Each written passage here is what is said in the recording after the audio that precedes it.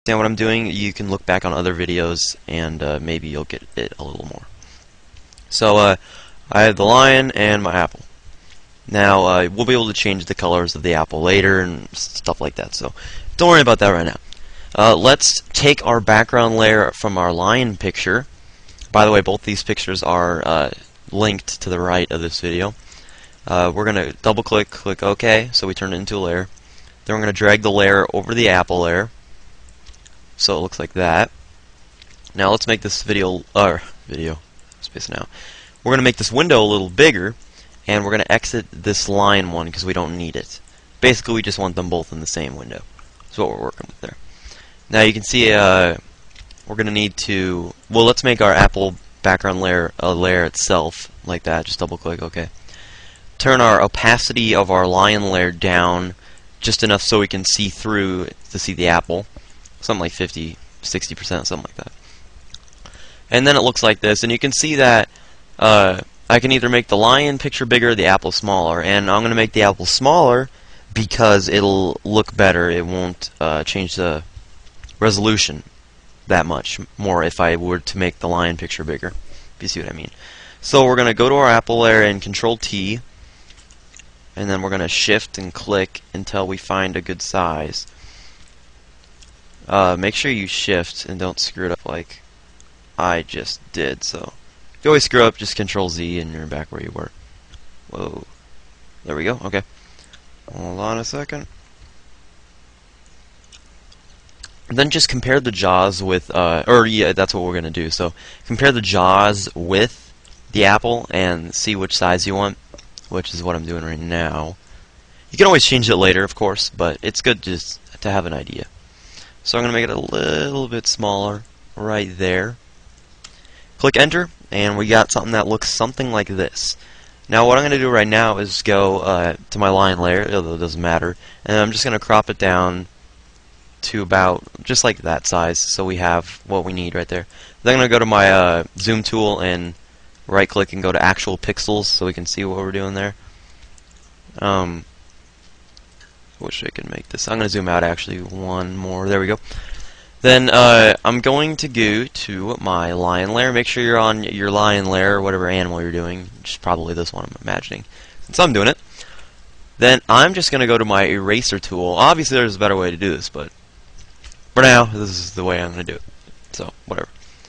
Anyway, go to my eraser tool. I'm going to make it a little bigger and turn the hardness to like 30% or something. And then I'm just going to start erasing the parts I don't need. Now make sure you keep the eyes and the mouth, obviously. So be careful where you are erasing at. If you want to be more careful, just turn the hardness up and the diameter down, and then you have a more exact location to do this at. So again, just keep going around until you do it. You might want to change your line layer to 100% opacity so you can actually see what you're doing. I kind of forgot to say that, but so just outline your eyes like so. You can see how this is going to work, I'm assuming. And I'm going to turn my hardness down quite a bit to get more of a feathered thing. I could probably just feather this in the first place, but you know, to make it a little easier on some beginner people, this is an easy way to do it. It's just going around and changing this. If you make a mistake, just Control Z. If it's too far back, you might want to just well, I don't know. I really don't know. So this is taking a bit, and I'm sure you're getting impatient.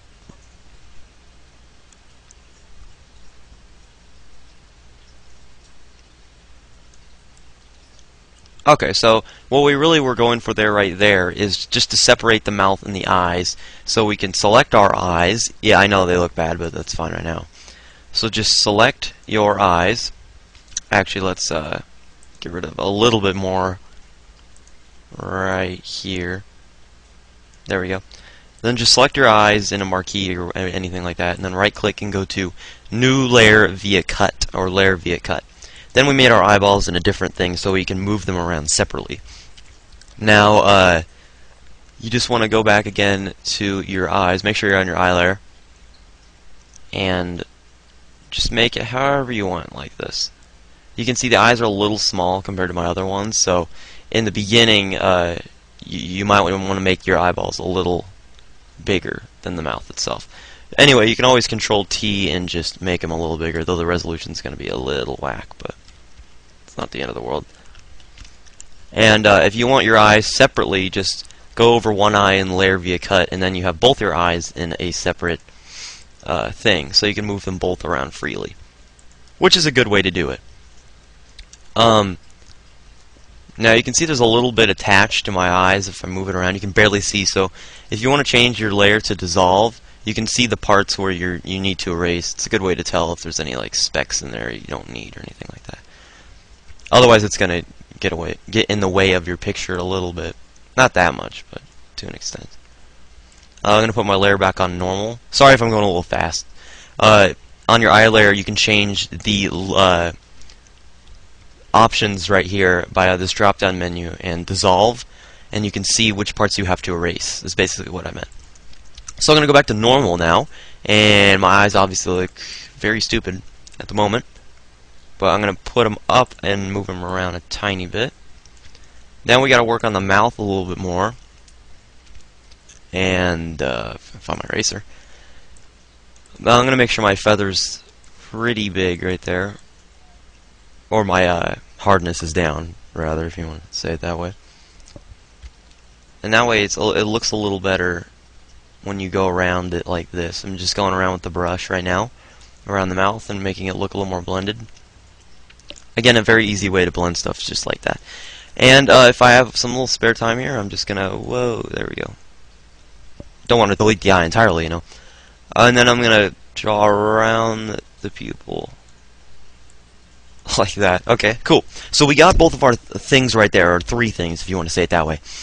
And what I'm going to do now is go to our mouth layer, go to our drop-down menu. Now you can do this one of two ways. You can go to the drop-down menu and keep it on normal, and that's fine. You can experiment with some. I guess there's three ways actually. You can experiment with some, and that's cool with me obviously. And the one I've been using is hard light, and that gives it a cool look right there if you can see. So drop-down menu on layers menu and go to hard light. You can do that for both of your eyes as well, and it just makes it blend in more with the apple itself. You can see my right eye looks kind of messed up, so if I wanted to I could just keep it on normal, which is what I'm going to do.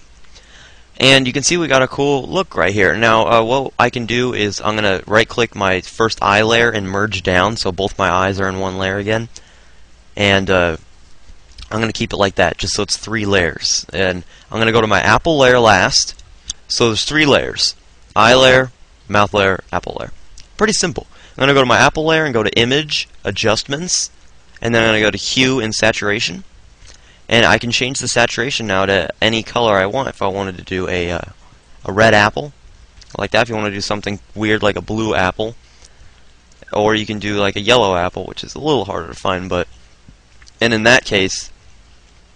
if I make it a red apple, we can always go to Image, Adjustments, Color Balance, and we can make it look a lot better just by doing that. But you got to pay attention to the shadow down there. It's going to start changing colors, so you might just want to make a selection around the apple, and it'll make it look a lot better.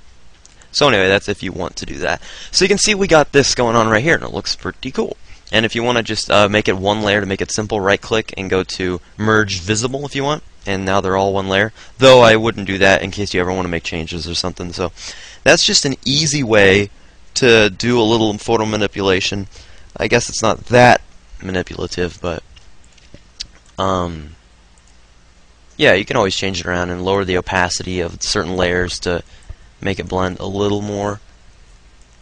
But I think I like it how I have it right now. And you can always resize it by going to Control T. But what you might want to do is go to Image, Adjustments, or actually it's Image Size, and then you can lower it down to whatever, like 400 or something. And then it'll get a little smaller, a little bigger, or whatever you want it to do. So that's what it looks like. If I want to blow it up to full pixels, right-click Actual Pixels. It looks like that, so... Oh my god! So that's the tutorial today. Maybe I can get another one out in a few days or a few hours or whatever I'm working with here. But that's just a quick photo manipulation. I know I could have done a lot of things differently on this, so you don't need to comment and be like, "Oh my God, Marty, you could have used a feather there." But you know, I mean, it's just a different way to do it, I guess. So I'm Marty Schindler, and I hope you enjoyed this tutorial.